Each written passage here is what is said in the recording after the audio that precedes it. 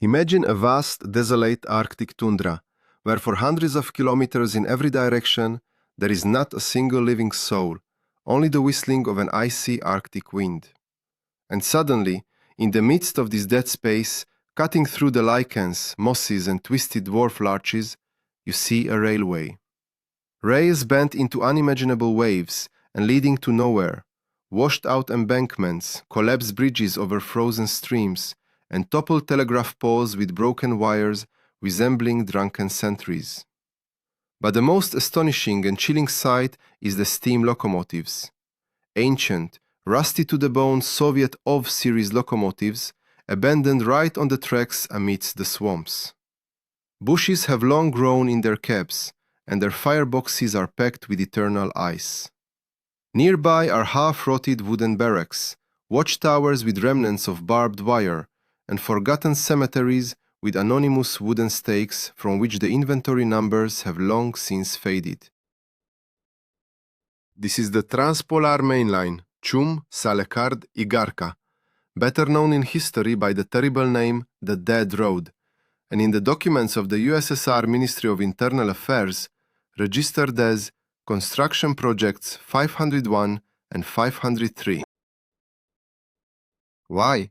In the late 1940s, immediately after the devastating Great Patriotic War, when the country lay in ruins, millions of people were crammed into dugouts, and the economy was strained by hunger and shortages, did the Soviet leadership throw colossal resources and hundreds of thousands of human lives into building over 1,000 kilometers of railway beyond the Arctic Circle, a road connecting remote settlements that even today are an expedition to reach.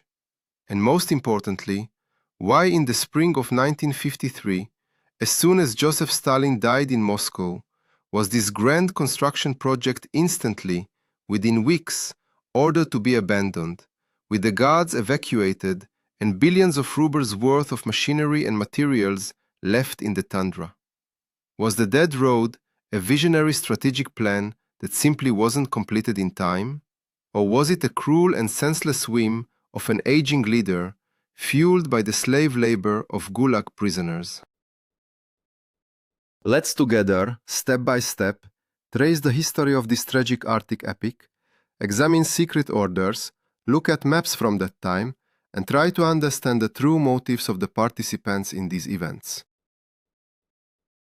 To appreciate the full scale and madness of this venture, we need to figuratively transport ourselves to February 1947. The Soviet Union is just beginning to recover from the terrible victory over Nazism. The entire European part of the country is destroyed. There is a shortage of rolled metal, machinery, coal, even basic foodstuffs. And it is at this very moment that the Council of Ministers of the USSR, with Stalin's signature, adopts a top-secret decree on the construction of a major seaport on the Yamal Peninsula, in the area of Cape Kamenny in the Gulf of Ob, and the laying of a railway to it from the Chum station in the northern Urals. On paper, the goal looked almost convincing: to create an ice-free, or at least accessible, base for the Soviet ocean fleet in the Arctic and to provide an outlet for Siberian resources to the Northern Sea route. But as soon as surveyors and the first detachments of builders arrived at Cape Kamenny, a monstrous fact was revealed which experienced hydrographers could have predicted in advance.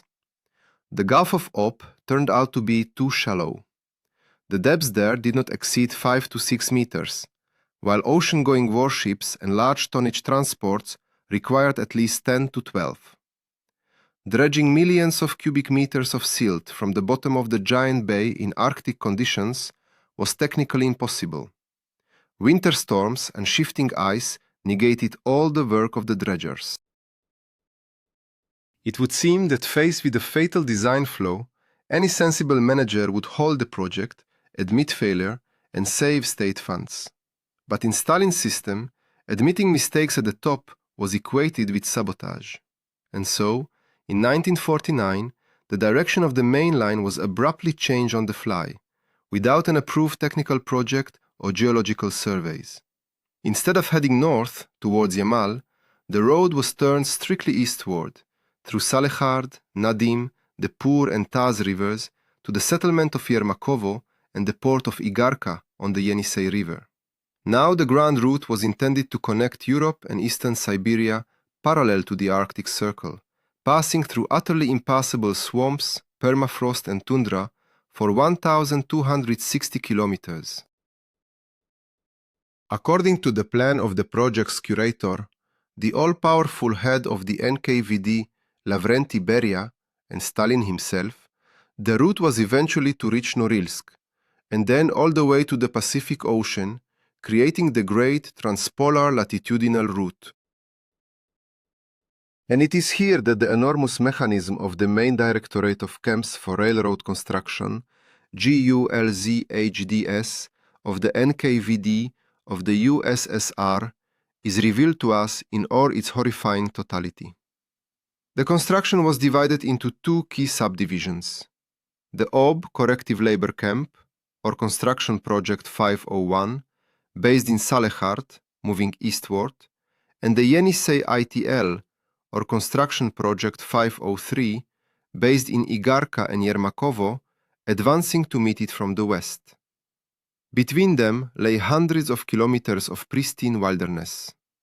Every 5 to 10 kilometers along the future route, a camp point, Lagpunkt, was erected, a standard complex of wooden barracks surrounded by several rows of barbed wire, with guard towers at the corners, a kennel for guard dogs, and a punishment isolation cell.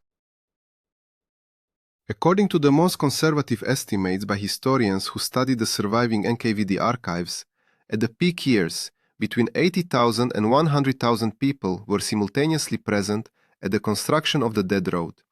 And throughout the entire period from 1947 to 1953, no fewer than 300,000 prisoners passed through this snowy hell.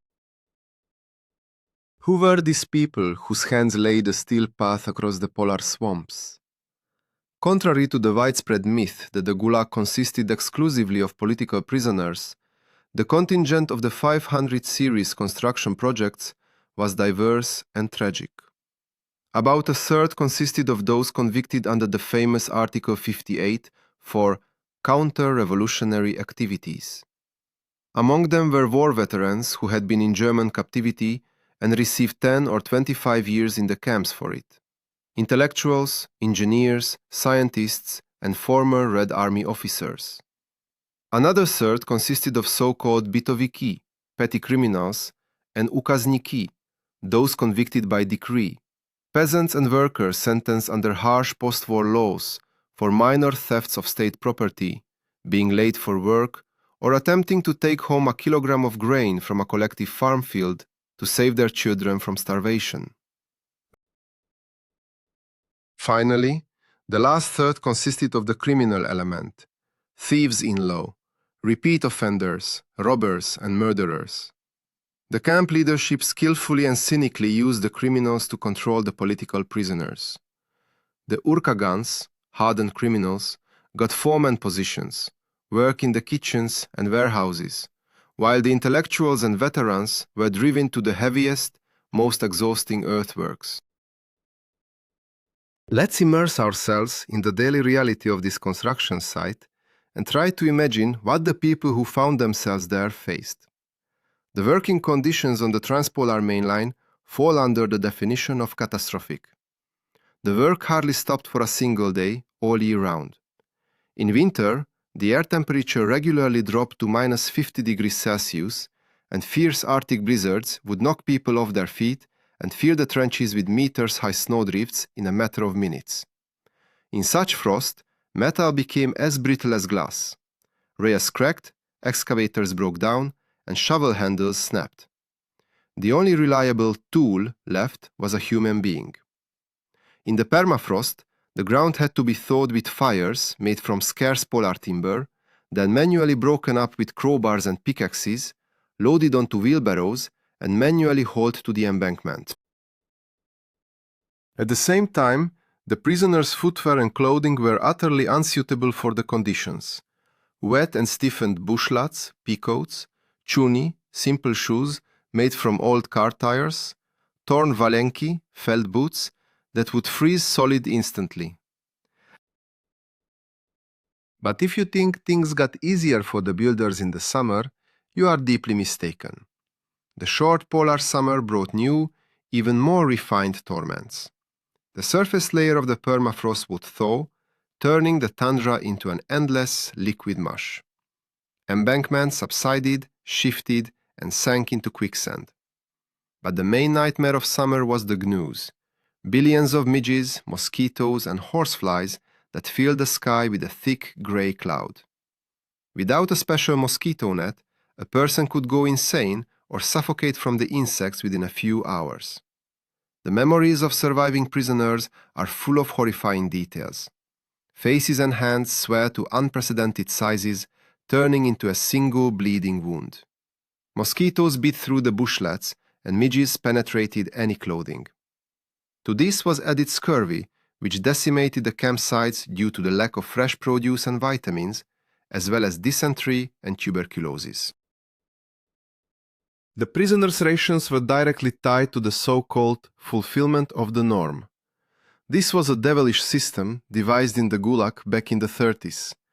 If you didn't meet the daily quota for soil excavation, you received a reduced ration.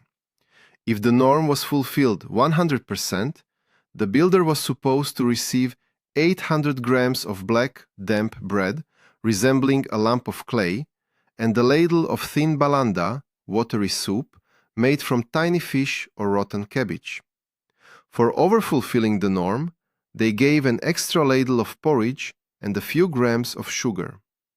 Those who were physically exhausted and could not go out to the construction site, in camp jargon they were called dochodiagi, goners, were transferred to a guaranteed starvation ration of 300 to 400 grams of bread.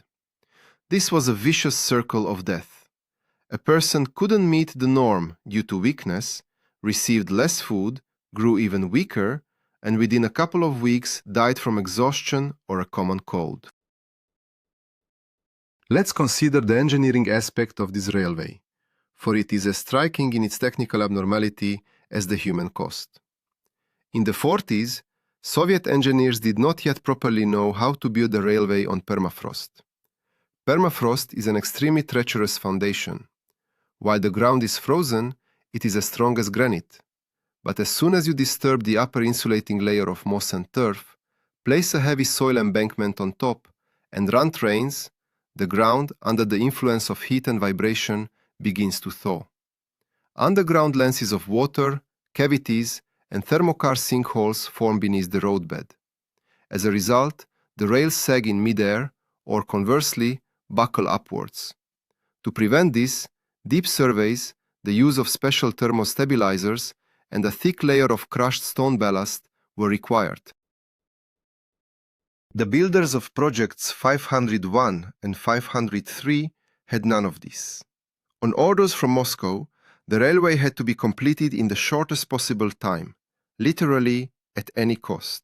Therefore, it was built according to simplified, so-called lightweight technical specifications. Instead of crushed stone, which simply did not exist in the tundra, ordinary fine sand or loam, dug right there along the route, was poured under the rails. With the first spring flood, such embankments turned into liquid mud and were washed into the rivers. Rails were laid directly on untreated, damp wooden sleepers, which rotted within a couple of seasons. Moreover, under conditions of a catastrophic metal shortage, anything that could be found in the country was brought to the construction site. On the preserved sections of the dead road, researchers still find rails from the most diverse eras and manufacturers. From old Demidov rails from the late 19th century with stamps reading Zawod Kniazia Beloselskiego, 1892 God, and German Krupp rails captured as trophies during the war, to modern Soviet rails of the R38 and R43 types. The mix of rail types, the lack of a normal ballast layer, and the instability of the ground meant one thing. Heavy freight trains could not be run on this railway. The maximum speed of a train here, even at best, did not exceed 15 to 20 kilometers per hour. Water obstacles became a particular problem. The Transpolar main line was blocked by the great Siberian rivers, the Ob and the Yenisei, whose width at the crossing points reaches several kilometers, as well as dozens of medium and small rivers, the Nadim, Pur, Taz, and Polui. Building permanent metal bridges across the Ob and the Yenisei under those conditions was absolutely impossible. It would have required years and astronomical sums.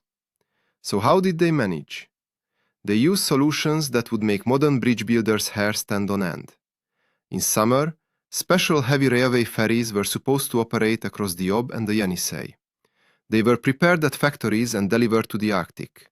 But in winter, rails were laid directly on meter-thick ice of the frozen rivers. For this, the ice was additionally built up. Wooden stringers and sleepers were laid on top, and across this ice crossing, through snowstorms at pedestrian speed, hissing steam locomotives and cars were transported. Across small rivers, temporary trestles were built from thin polar timber, which were regularly destroyed by ice drift every spring, and the prisoners had to rebuild them anew each year.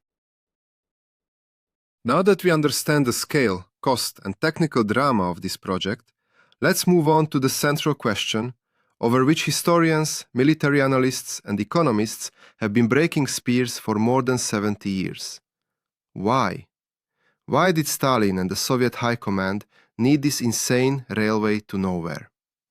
If we analyze the available documents, historical literature, and eyewitness accounts, we see three completely different, yet each in its own way logical, hypotheses.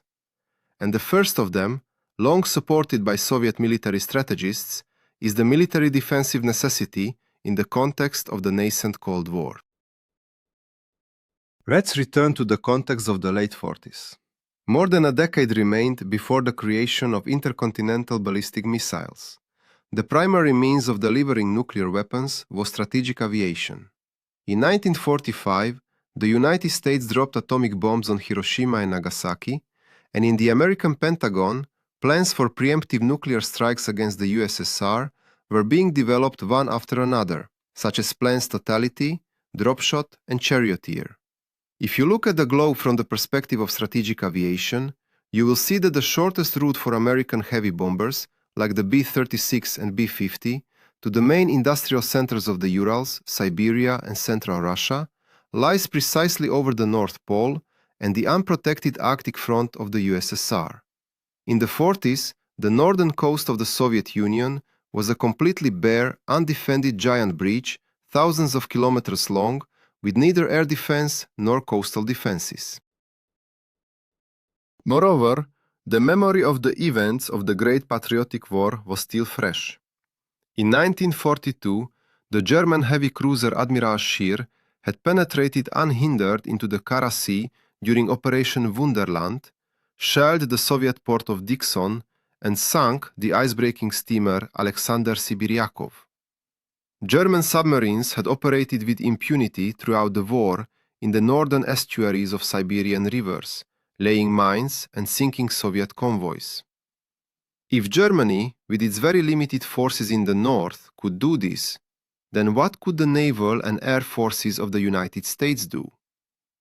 In Moscow, there was genuine panic about the vulnerability of the northern frontiers. According to this version, the Transpolar main line was built as a rockade railway, that is, a road running parallel to the probable front line in the deep rear. It was intended to link a network of air defense radar stations, airfields for polar aviation, and coastal batteries along the entire Arctic Ocean coast, as well as to supply the Fritz baseports in Salekhard, Yermakovo, and Igarka. With this logic, the railway did not need the highest capacity. It was enough to be able to move anti-aircraft guns, ammunition, coal, and troops in the event of a Third World War. However, this seemingly smooth military hypothesis has serious vulnerabilities, as pointed out by modern independent researchers. If the main line was built for defense against the USA, why did its route run deep inland, hundreds of kilometers south of the ocean coast, where an enemy landing could theoretically occur. Why was it necessary to extend the railway to Igarka, which is blocked in winter by the ice of the Yenisei River and the Kara Sea anyway, instead of creating fully protected bases on the Murmansk coast or the Kola Peninsula, which have direct access to the ice-free Barents Sea? And most importantly, the capacity of a single-track line, built on sand embankments and operating with ice crossings, was so minuscule that moving large troop formations or heavy equipment along it in the event of a real military conflict would have been practically impossible. And here the second hypothesis emerges: economic and geopolitical. According to this version, Stalin thought not only in terms of defense, but also in terms of the global economic development of Siberia. Let's look at the map of this region's natural resources. In Norilsk, since the 30s, thanks to the labor of the Norilsk prisoners, a giant mining and metallurgical plant had been operating, producing nickel, copper, cobalt, and platinum, metals critically necessary for the Soviet military industry, the creation of jet aircraft, and the first atomic bomb. But Norilsk was completely isolated from the outside world. Its only connection to the mainland was summer navigation along the Yenisei River and the Northern Sea Route, which lasted at most 3 months a year. For the rest of the time, a region of 1 million people and the most important plant were in a transport blockade.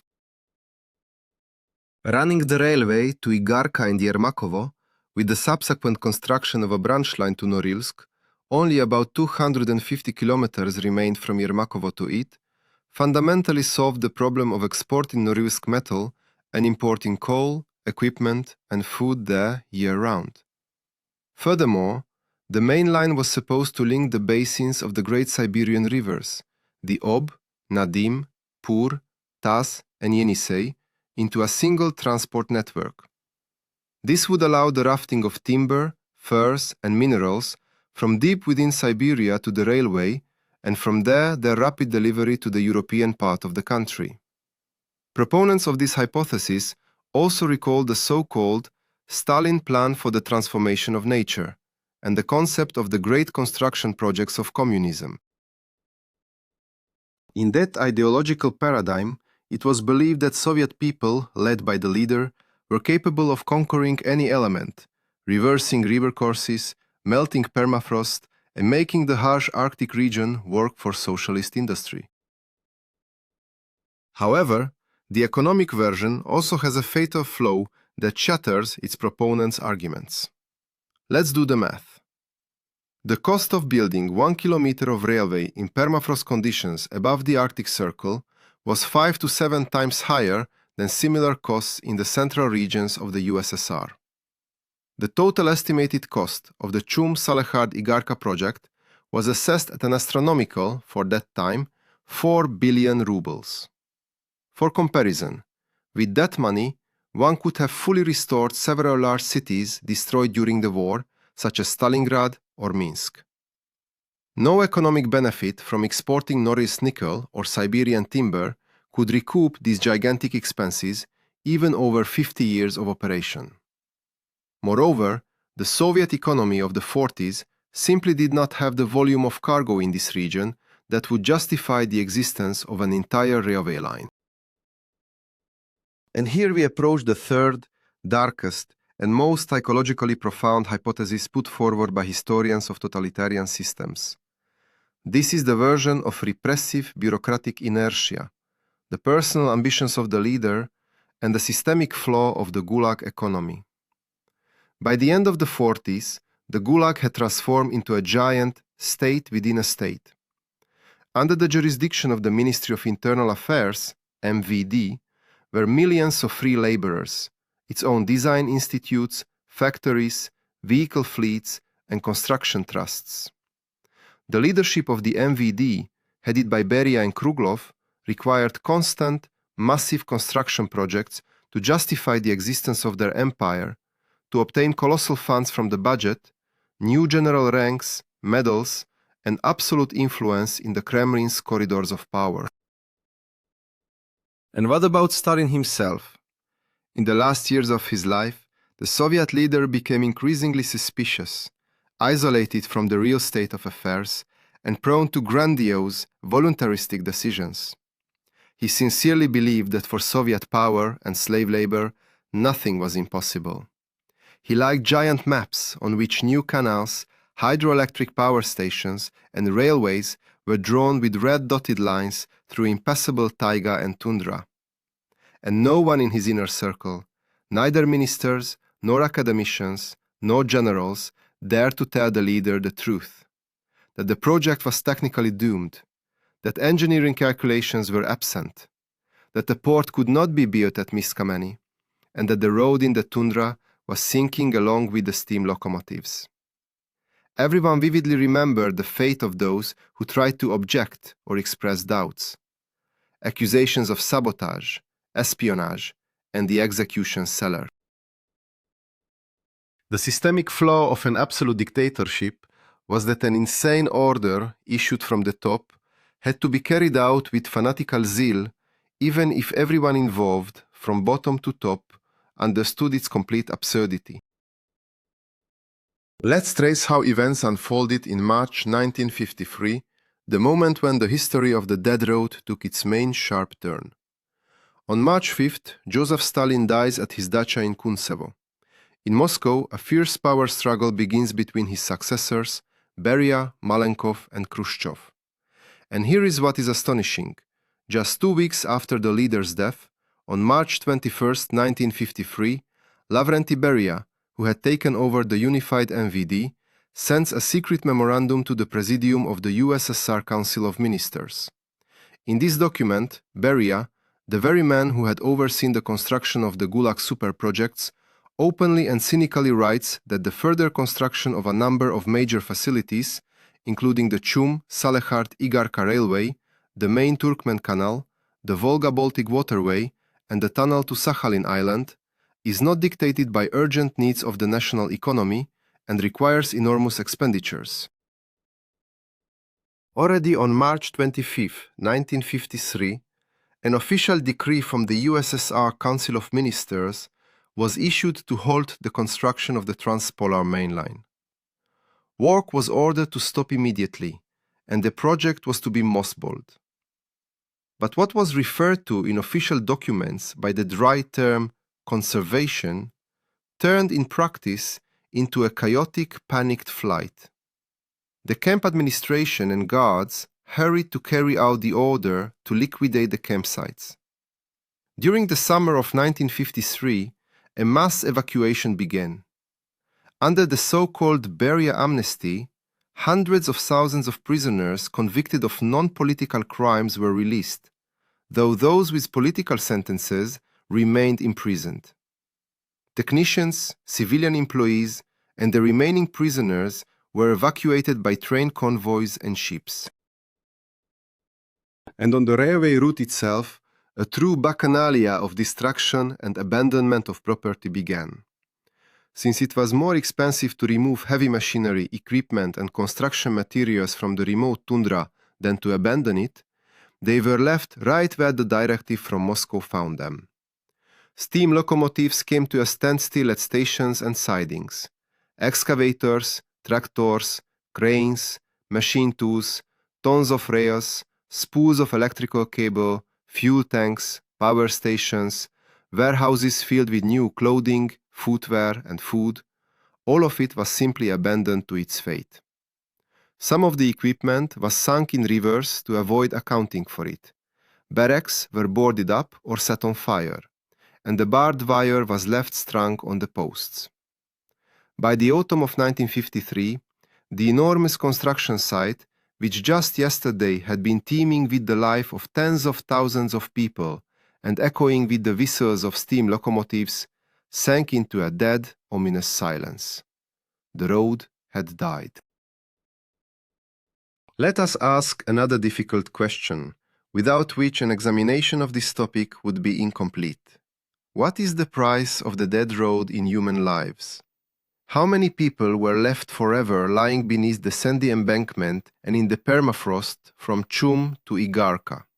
Historians still cannot provide an exact, documented, person-by-person death toll for constructions 501 and 503 to this day.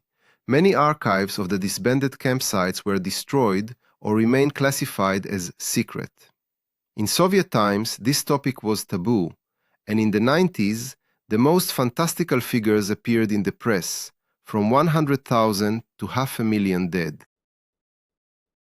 If we turn to the preserved reports of the sanitary departments of the Guzdes and the reports on the reduction of the contingent, we see a more complex but no less terrifying picture. The average annual mortality rate in camps 501 and 503 was between 3 and 8% of the total number of prisoners. During the most difficult, hungry, and cold years, 1947 to 1948, this figure rose even higher. According to estimates by authoritative model researchers of Gulag history, over the 6 years of construction, between 10,000 and 20,000 people died from disease, exhaustion, frostbite, industrial accidents, and executions for attempted escape or disobedience on the Chum-Salekhard-Igarka route. This is a huge, terrible price. Imagine, every kilometer of this abandoned road was paid for with 15 to 20 human lives. Practically beneath every railroad tie here lies a deceased builder. But the history of the Transpolar mainline has a stunning, almost mystical sequel, which forces one to look at this tragedy from a completely non-obvious angle. Several decades passed after the Soviet leadership abandoned the dead road as useless junk. Then, in the late 1960s and 1970s, geologists arrived in western Siberia. In the areas of Nadim, Urengoy, Yamburg, and Taz, they discovered the world's largest deposits of natural gas and oil, the very ones that now power Russia's energy sector and supply its exports. The great oil and gas boom began, and the Soviet state urgently needed to develop these utterly wild, impassable regions of the Yamalo-Nenets Autonomous Okrug. And here an incredible thing comes to light. The designers and builders from Mingasprom and Mintranstroy of the USSR retrieved old Stalin-era maps and survey maps from constructions 501 and 503 from the archives. It turned out that the route of the dead road ran precisely through the center of the largest gas-bearing provinces. The city of Nadim, which emerged as a support base for gas workers, grew right on the site of the former camp center of construction 501. The Bovanenkovskoye, Medvezhye, and Urengoy fields turned out to be in immediate proximity to the old route. And in the 1970s to 80s, the Soviet state began restoring individual sections of this useless Stalin-era road. The western section of the main line, from Chum station across the Polar Urals to Labitnangi and Salekhard, is still in operation today. Passenger and freight trains run on it. The section between Nadim and Novi Urengoy was completely reconstructed and put into permanent operation by gas workers. Today, Russia is implementing a grand infrastructure project called the Arctic Latitudinal Railway. Its goal is to fully complete and connect the Northern Railway with the Sverdlovsk Railway by a rail line along the route Obskaya, Salekhard, Nadim, Pangodi, Novi Urengoy, Korochayevo. If you overlay a map of the modern Arctic Latitudinal Railway onto the old map of Stalin's construction 501, you will see that they match almost exactly.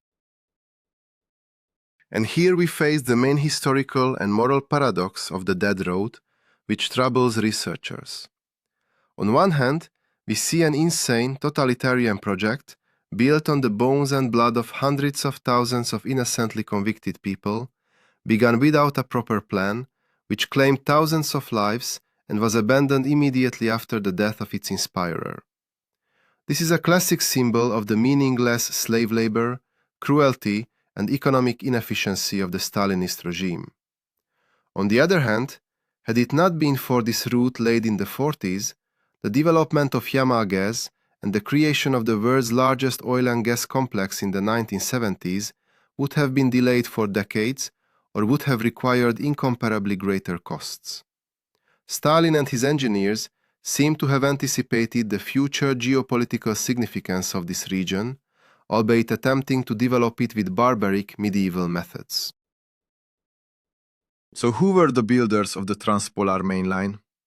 Victims of a dictator's meaningless whim who perished in the Arctic tundra for nothing, or pioneers who, at the cost of their suffering and lives, laid the foundation for the country's future energy power?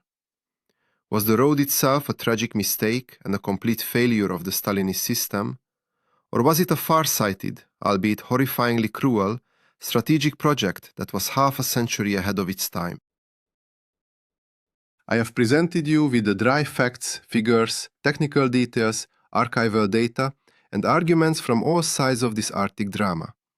You have seen both the nightmare of camp barracks in 50-degree frost and the rusting steam locomotives in the middle of swamps, and the maps of modern gas pipelines running alongside the old sleepers.